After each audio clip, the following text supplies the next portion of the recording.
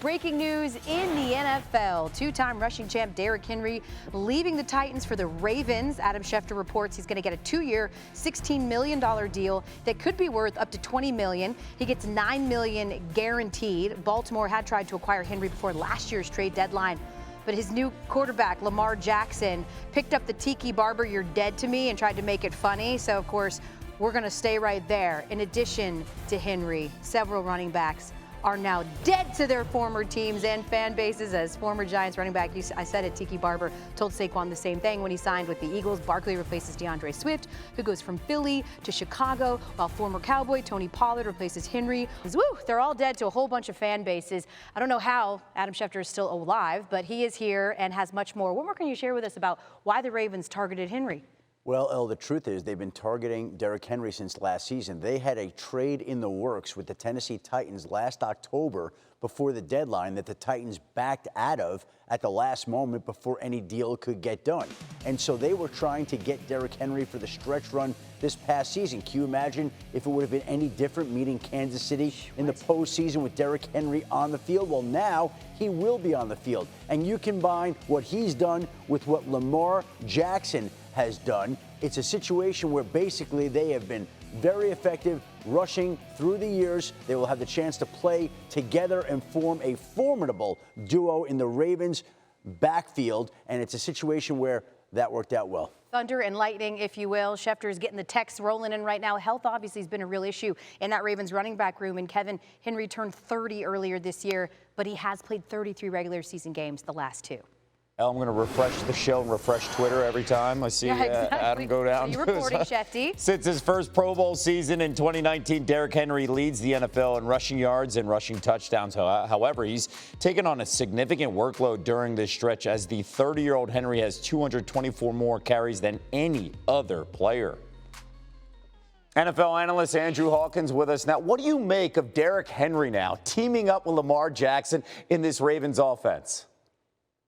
I don't use the term perfect fit very often, but that's exactly what it feels like. I can't help but think that the Baltimore Ravens had Derrick Henry as their number one target coming into free agency because of what he can provide to that offense, which is stability. It's the ability to run in between the tackles. Derrick Henry is a modern marvel at the running back position because with the workload that he has and at his age, he has had no fall off. You couple him with this offense and the budding stars on the outside and Zay Flowers, they have Mark Andrews. Isaiah likely comes on to be a two-headed tight end monster. And then Lamar Jackson, who led this team in rushing a year ago. So the brunt of that gets to be taken off his shoulders, putting on to Derrick Henry, who gets better as the season progresses and gets better as the game progresses and allows them to close out opponents, not relying on Lamar Jackson's running ability. It really frees everything up and helps Baltimore Ravens stay at a level that we saw them at last year. Henry, by the way, with the fourth most rushing touchdowns by any player through their first 8 seasons in NFL history. Hawks, stay right there.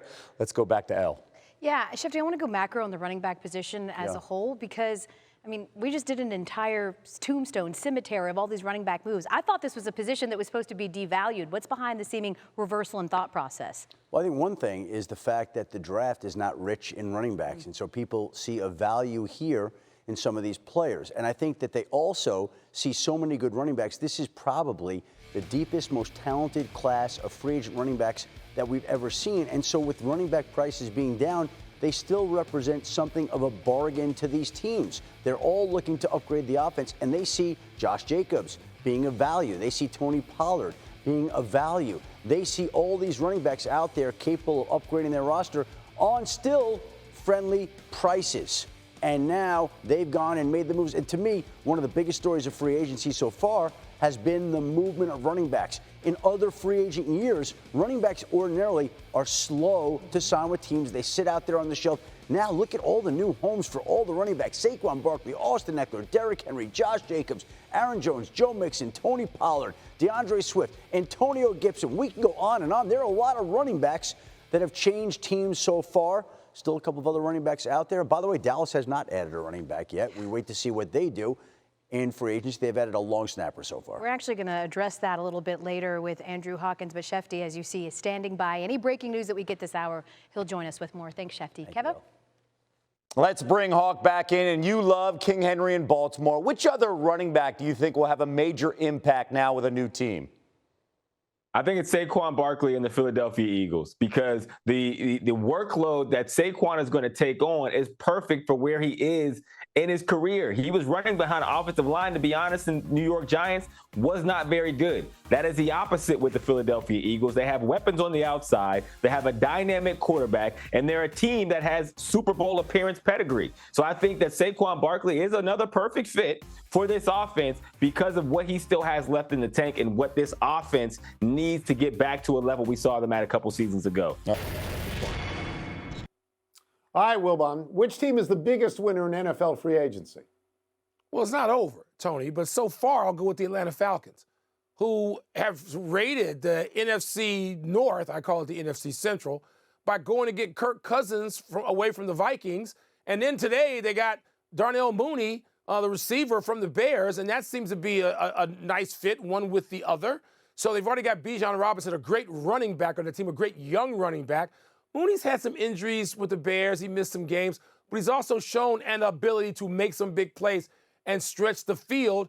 And Kirk Cousins knows how to use him. I think you and I both probably agree that Kirk Cousins maybe between 10 and 15 on the quarterback meter, maybe closer to 10. So, yeah, I mean, I think that's a pretty good start for the Atlanta Falcons, because that division is not overwhelming. I'm not sold on Tampa or New Orleans, and certainly not Carolina. That's a weak division. It's not even not overwhelming. It's actually a weak division. And I would put Cousins somewhere closer to 10. I would do that, and I agree with that. I think Baltimore is potentially the biggest winner by getting Derrick Henry, because it allows Lamar Jackson to not have to be the leading rusher on his team as he has been for the last 5 years. And every time he rushes the ball, he puts his life in jeopardy as a quarterback. I mean, I know he's terrific at it, but let him play quarterback, because now you have a complete stud running back, unless the tank's empty. And neither you nor I thinks the tank is totally empty. I don't think it's empty. The surprise to me in free agency is Dallas, which has been weirdly silent. Tony Pollard left there to go to Tennessee, which makes no sense to me. Now, 48 hours after it's happened, I don't understand that. All they have done so far, I believe, is re-signed a long snapper.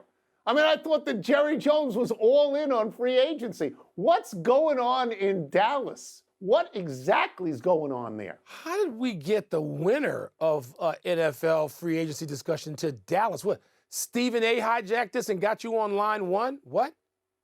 That's it. No, it's in my contract. I can't have a show without either of us mentioning the Cowboys. It's written into the contract, so I thought I would do it.